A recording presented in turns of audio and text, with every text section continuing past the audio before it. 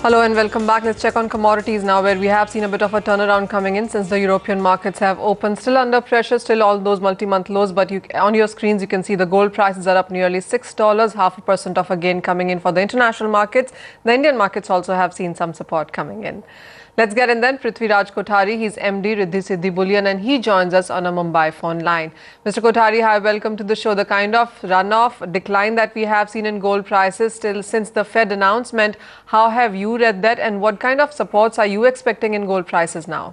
I think gold, if you see the mines, the costing of a cash cost is around $1,250 to $1,270. If I think it's below $1,250, so I think the cut on the mine production.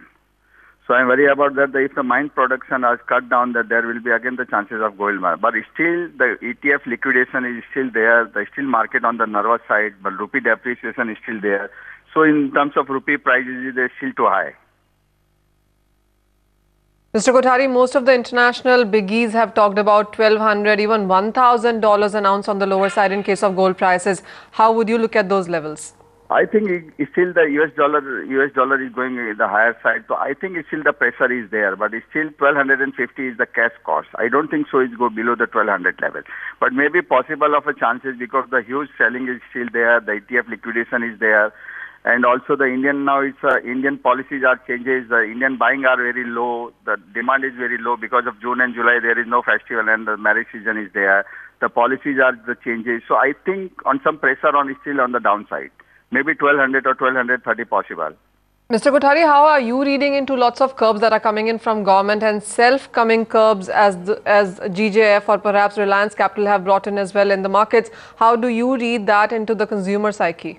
No, the government policy change that it's only allow gold to in the DP basis, but it's not a clear. The RBI says it's a DP basis, but customs said that if you have paid the customs duty as well as you have to show the swift copy of the remittance also. So I think when the policy clear, but there is a very slack of demand in India. So I think now the policy should be some clearness is coming. Then after the consignment should be coming. Still there is very low consignment coming in India. But with the KYC norms, PAN details, and all of that coming into the markets, do you think it's slightly getting difficult for a consumer to go out and buy gold, perhaps? Yeah, I think so. It's difficult, but if you see the most of the 70-75% are gold buying from the rural areas. So how they can give the details and everything else. Unless if you see in the city side, there is everywhere is the KYC. We are first doing the KYC, then we doing the business. So in the city it's okay, but if it's very difficult in the rural area, they don't have any PAN card, they don't have any bank accounts. All right, Mr. Kothari, we'll let you go at that. Thank you so much for joining us. That's the view coming in from RSPL, really, that prices cannot decline much further from here because they are nearing their cost of production. Let's get in then. Biren Vakil, he's